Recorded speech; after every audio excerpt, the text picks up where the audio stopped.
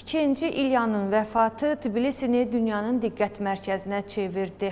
2 milyona yaxın insan paytaxtın küçələrinə tökülmüşdü. Ətraflı materialımızda. Həmişə düşünürdüm ki, ölümdən qorxuram. Bu hadisələrdən sonra daha qorxmuram. Çünki ikinci İlya oradadır. Məni orada da qoruyacaq. Daha çox rahatam. Martın 17-si Gürcüstanın yaxın tarixində ağır bir səhvə açdı. Gürcüstan fərqli bir reallığa oyandı. Millət mənəvi atası 2-ci İlyanın ölümündən xəbər tutdu. Martın 18-i Gürcüstan xalqı patriarxal iqamətgahdan Sameba katedralına qədər yürüş etdi. Orada dayanan hər bir insanın hissləri sonsuz idi və bu hiss patriarxı göz yaşlarına boğmaqla yanaşı, həm də milləti birləşdirdi. Matəm günləri ölkəni birləşdirdi, zamanın axışını dayandırdı, onu vahid bir sükuta çevirdi. Kədər, dua və minnətdarlığın eyni vaxtda hiss olunduğu bir sükut. Ölümlə əbədi həyatın kəsişməsində uzun, üzünü səhərə açan gecələr əsrlər boyu uzanırdı. Yuxusuz gecələri birləşdirən göz yaşları yarım əsrdir daşınan ağır taleyin bir hissəsinə çevrildi. O böyük insandır. Patriarx 77-ci ildən bəri rəhbərlik edir. Bu müddət ərzində ölkəmizdə kilsə və monastırların sayının artmasında, möminlərin çoxalmasında böyük əməyi var.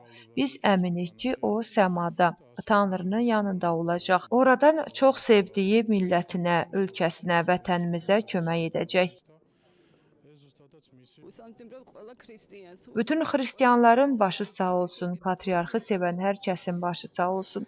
Söz deməkdə çətinlik çəkirəm. Allah rəhmət eləsin, ruhu şad olsun. Allah bizə sülh və səbr versin. Allah onun istədiyi kimi həyatımıza davam etmə imkanı versin. Millətin kədəri, təşəkkürü və qəmi gözlərindən oxunur. Burada pravoslavlarla yanaşı hər millətin və dinin nümayəndəsi yer alır. Bu isə qarşılıqlı hörmətin əlamətidir. Çox ağır həyat yolu keçirərək ölkəni birləşdirdi. Özünün də istədiyi kimi ölümü də vətənimizi birləşdirdi. Ömür boyu bunun üçün çalışdığını təsdiqlədi. Mənim övladımın da kirvəsidir. Bu barədə danışmaq bizim üçün də ağırdır. Ürəkdə kədərlə sevinc hissləri qarışıb. Gürcü xalqı birdir, birləşə bilir. Patriarxın da dediyi kimi Allahın yolunu tutmalıyıq. O qaranlıqda gəzən işıq idi. Ölkə fırtına ilə mübarizə apararkən səsi sakit və ümidverici idi. Ümid itirəndə onun sözləri, gecə səmasında doğan günəş kimi ən qaranlıq gecəni belə işıqlandıraraq imanı yenidən oyadırdı. Onu dəfn günü məbədə qədər aparan yol fasiləsiz bir axınla dolu idi. Burada da millət görünən bir möcüzənin şahidi oldu. Patriarx müxtəlif dinlərdən olan insanları birləşdirdi.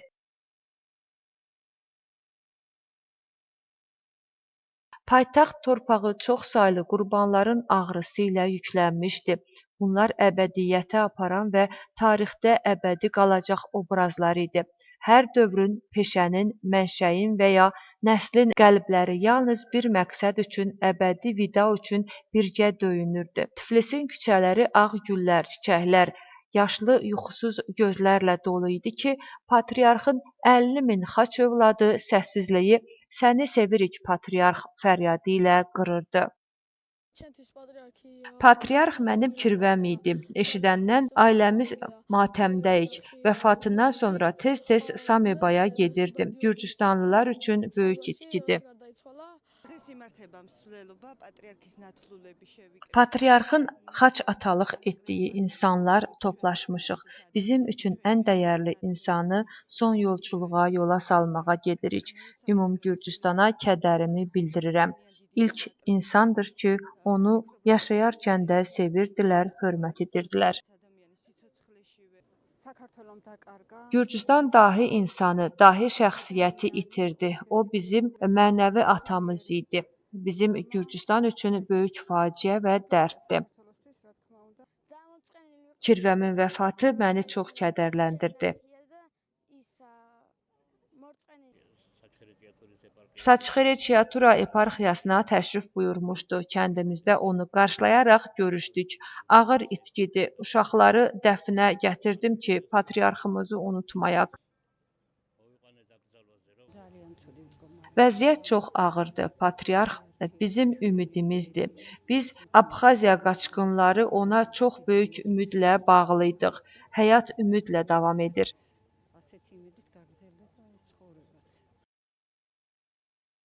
Çətin anlarda dövlət öz tarixinin qarşısında xüsusi səfərbərlik və güclə dayandı. Bütün dövlət qurumları, beynəlxalq və diplomatik korpuslar, mərkəzi və yerli hakimiyyət orqanlarının nümayəndələri, ölkənin müdafiəçiləri və ruhanilər onunla vidalaşdılar. Hamı birlik olaraq sükut və ehtiramla dövrü ölkənin yaxın tarixini dəyişdirən və millətin inancını gücləndirən insanı yad etdi. Millətimizə müqəddəsimiz 2. İlyanın vəfatı ilə bağlı başsağlığı verirəm. Hər peşənin sahibi buraya gəlib kədərləndiklərini bildirirlər. Yas zəngləri bütün ölkəni vahid bir sahəyə çevirdi. Həm şəhərlərdə, həm də kəndlərdə ağır və uca səs Cənnət Gürcüstanında unikal bir sonluq və davamın simvolu kimi eşidilirdi. Dünya nümayəndə heyətlərinin, dini liderlərin və patriarxların başsağlığı mərasimi diqqətə layiq idi ki, bu da bir daha onun töhfəsinin beynəlxalq əhəmiyyətini vurğuladı. 2. İlyanın adı və nüfuzu çoxdan ölkənin hüdudlarını aşmış dünya pravoslav məkanında mühüm yer tutmuşdu. Tsxeta-Tbilisi arxiyepiskopu, Biçvinti və Suxum Abxaziya mitropoliti, bütün Gürcüstanın katolikos patriarxı, əxlaqa və tanrısevər həyata ən yüksək səviyyədə hörmət edən bir insan 2. İlyanın vəfatına necə böyük kədərlə yas tutmaya bilərik. Tarixi Gürcüstan ölkəsinin müqəddəs kilsəsinə yarım əsr hökmranlıq etmiş müdrik lideri itirdi. Allahdan qorxan Gürcü xalqı son nəfəsinə qədər Allahın tərbiyəsi, mənəvi möhkəmlənməsi, sosial tərəqqisi və rifahı üçün ayıq-sayıq olan qayğıkeş və sevən bir atasını itirdi.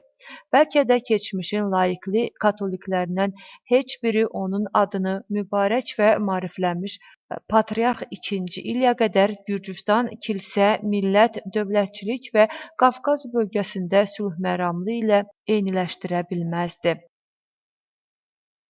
Martın 22-si Gürcüstanın müasir tarixində çətin gündür. Bu gün patriarxın sağlığında qoyub getdiyi vəsiyyətnamənin yerinə yetirildiyi gündür. Gürcü xalqı patriarxı son mənzilə yola saldı. Minlərlə insan 2. İlyanı mərsiyələr və ağ güllərlə müşayiət edərək Sion katedralına apardı. Hər addım, hər səs böyük bir şükranlığa çevrildi. Doğma kilsəyə aparan yol insan dənizinə çevrildi. Artıq bu sadəcə bir yürüş deyildi, millətin vahid ürək döyüntüsü idi və o Siona yaxınlaşanda sanki kilsənin özü sükuta qərq olmuşdu. Yuxusuz gecələr bitdi. Təşəkkür edirik, patriarx. Səni sevirik, patriarx.